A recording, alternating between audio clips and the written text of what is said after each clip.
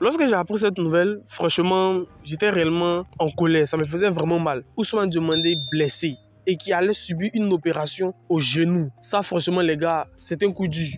Mais apparemment, rassurez-vous, la blessure n'est pas réellement grave. Parce que le staff médical du Sporting Club de Portugal a examiné le garçon et ça a été décidé, n'est-ce pas, qu'il pourra, n'est-ce pas, s'opérer. Il pourra s'opérer, mais après avoir profité de ses vacances. Regardez d'ailleurs ce qui est dit ici. Selon les dernières informations, la blessure subie par le champion d'Afrique 2023 n'est pas aussi grave que le craignait aussi grave par le staff médical du Sporting Lisbonne. Touché au genou gauche, Ousmane Diomandé profitera de ses vacances pour se remettre à niveau. Il reste en contact permanent avec l'unité de performance du club, qui lui a prescrit les exercices les plus appropriés à faire pour se remettre du problème. Donc, voici une blessure qu'il avait subie en fin de saison. Et je pense que c'est à cause de cette blessure-là même que le sélectionneur ne lui a pas fait appel. Parce que Ousmane Diomandé, il n'y a pas de raison. Même si quand même c'est un joueur qui n'est pas réellement titulaire avec les éléphants, mais c'est un joueur dont la place en sélection n'est pas du tout discutable. Parce que c'est un joueur qui est très performant dans le jeu. C'est un joueur qui est énorme. C'est un joueur qui gagne des duels, qui est souverain, qui est titulaire indiscutable en club. Et c'est en sélection, n'est-ce pas, qui n'arrive pas réellement à s'imposer. C'est une sélection nationale qui n'arrive pas réellement à s'imposer. Parce qu'il faut dire aussi, il y a pas mal de cadres. Il y a Ivan Dika qui est très en forme. Emmanuel Agbadou, c'est de très haut niveau. Voici des joueurs, n'est-ce pas, que Ousmane Diomandé doit driver la concurrence pour pouvoir s'installer devant eux.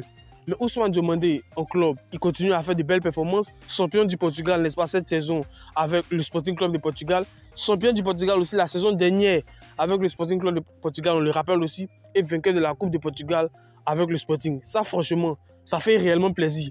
Pour un jeune qui a 21 ans, avoir, n'est-ce pas, 3 trophées majeurs, que dis-je, 4 trophées majeurs, y compris la CAN, ça réellement, ça fait vraiment plaisir. Parce qu'on rappelle que c'était un champion d'Afrique aussi, 2023. Même s'il n'a pas été réellement titulaire à la CAN, mais c'était champion d'Afrique. Il a joué, je crois, le match contre la Guinée-Bissau et contre le Nigeria où il était sorti, où il n'a plus réellement eu de temps de jeu. Et ça, franchement, les gars, ça fait vraiment plaisir. Les nouvelles sont rassurantes parce que Ousmane Diomandé, c'est pas grave. Parce que si la blessure était grave, il n'allait même pas profiter de ses vacances. Parce qu'on rappelle que c'est la fin de la saison, les muscles sont décontractés, chaque joueur va aller voir sa famille, va se reposer, etc. Donc, si Ousmane Diomandé était réellement blessé, il n'allait même pas profiter de tout ça.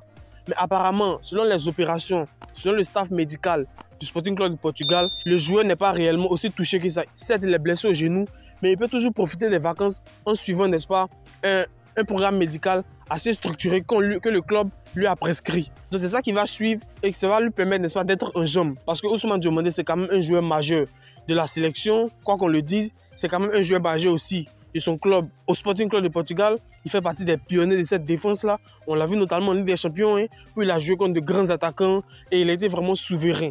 Même si le Sporting n'est pas le bout de cette compétition, ils ont bien commencé. Ils ont bien commencé en battant Manchester City, en battant Lille, etc. Mais à la fin, ça s'est débridé. Ils ont été sortis, je crois, par Dortmund. Mais Ousmane Diomandé, dans cet effectif-là, est un joueur qui est exceptionnel. Et j'espère que la saison prochaine, il va encore remporter des trophées. Parce que, dites actuellement, dans la sélection ivoirienne, quel est le joueur, n'est-ce pas, qui a remporté plus de trophées que Ousmane Diomandé? Les joueurs qui sont régulièrement appelés chez MS Faye. En Afrique, ici, qui a remporté un trophée. Il y a Traoré Bénin qui a remporté un trophée. Et il y a Ousmane Diomandé qui est le patron en défense, mais qui remporte des trophées en club. Ça, on n'en parle pas beaucoup, hein. Ousmane Diomandé a quand même remporté des trophées plus qu'Emmanuel Agbadou, a quand même remporté des trophées plus qu'Evan Dika. Ça, on ne parle pas beaucoup. Mais même si Evan Dika, quand même, c'est un pionnier, il n'y a rien à dire. Il est titulaire indiscutable au vu de sa performance, au vu de sa régularité en club. Mais Ousmane Diomandé, moi j'espère que dans les mois à venir, dans les prochaines trêves avec les éléphants, Ousmane Diomandé va véritablement s'imposer. Il va véritablement, parce que moi ça me fait réellement mal. Un joueur de 21 ans qui joue déjà à la Ligue des Champions, qui joue dans un club qui est premier en championnat, qui est même de surcroît champion du championnat où il est titulaire indiscutable. Franchement, il n'y en a pas beaucoup. Il joue la Ligue des Champions avec le Sporting et il va jouer la Ligue des Champions la saison prochaine. Franchement, Ousmane Diomandé, certes, il était blessé, mais apparemment, la blessure n'est pas réellement grave. Il va profiter de ses vacances et il va revenir plus en forme. Donc les gars, ça y est, nous y sommes. Le Canadian Shield, le tournoi aux 4 nations, va bientôt commencer. Le 7 juin, la Côte d'Ivoire, n'est-ce pas, va affronter la Nouvelle-Zélande. Le regroupement a commencé. Les éléphants, n'est-ce pas, se dirigent à Toronto parce que c'est là-bas qu'il y aura réellement le rassemblement. Tout le monde se dirige là-bas. Et j'espère que ce stage-là, parce que même si on rappelle que il y aura un trophée à la fin, je crois, mais c'est pas réellement un truc, c'est pas réellement, c'est une trêve, c'est un tournoi où réellement il n'y a pas réellement d'enjeu. Il n'y a pas réellement d'enjeu. Et j'espère que pendant ce tournoi-là, on va se frotter aux grandes nations parce que la Nouvelle-Zélande et le Canada, c'est quand même régulier en Coupe du Monde, etc. Et j'aimerais que la Côte d'Ivoire, n'est-ce pas, affronte ce genre d'équipe-là. Parce que nous préparons la Coupe du Monde bientôt. Donc le fait que les éléphants soient partis là-bas est une très belle chose. C'est une très belle chose parce qu'ils vont aller s'acclimater à ce championnat-là, à cet environnement-là. Parce que rappelle que cette Coupe du Monde-là, ça va se dérouler en Afrique. Ça va se dérouler, n'est-ce pas, au Canada, aux États-Unis, je crois. Donc c'est mieux d'aller là-bas pour s'acclimater, pour voir un peu. Parce que vous savez, en matière de performance, il y a le niveau climatique aussi qui compte. Le niveau climatique qui compte parce qu'on se rappelle avec les éléphants. Lorsque, par exemple, on faisait des déplacements sur des terrains comme au Kenya, à la Zambie, franchement, ça a été difficile pour nous. Donc, le fait, n'est-ce pas, de partir très tôt dans ce genre de compétition-là, à l'extérieur, franchement, va permettre aux joueurs ivoiriens de pouvoir s'acclimater. Et moi, réellement, ça me fait vraiment plaisir. Ça me fait vraiment plaisir, même si on rappelle que les qualifications de la Coupe du Monde ne sont pas réellement terminées. La Côte d'Ivoire est première et derrière, il y a le Gabon. Il y a seulement un point de différence entre nous. Mais j'espère que la Côte d'Ivoire va se qualifier et je suis convaincu de cela. Parce que cette compétition nous manque énormément. Et cette trêve du mois de juin-là est le moment pour voir de quoi les joueurs sont capables, n'est-ce pas, sur le plan international. Parce que sur le plan africain, n'est-ce pas, c'est quand même, on reconnaît notre valeur, on est quand même souverain, ça gagne quand même des matchs. Mais qu'est-ce que ça vaut, n'est-ce pas, sur le plan international? Et j'aimerais réellement voir ça. Le premier match contre la Nouvelle-Zélande va se dérouler le 16 juin là, à 23h GMT. Franchement, ça va chauffer parce que le décalage horaire, c'est pas aussi évident. Mais on va regarder le match, on va faire un débrief, etc. Mais moi, ça me fait réellement plaisir qu'il puisse être là-bas. Qu'il puisse être là-bas.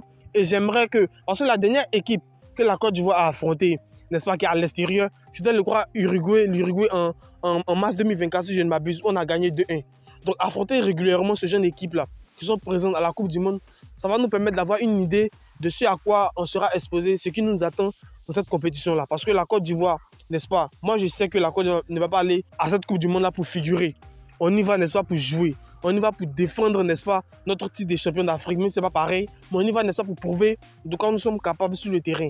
Et on a les joueurs les joueurs qui sont très performants au club, les Amad Diallo, Nicolas Pepe, parce que c'est des joueurs qui vont réellement nous aider. Le rassemblement a commencé, n'est-ce pas, à Toronto.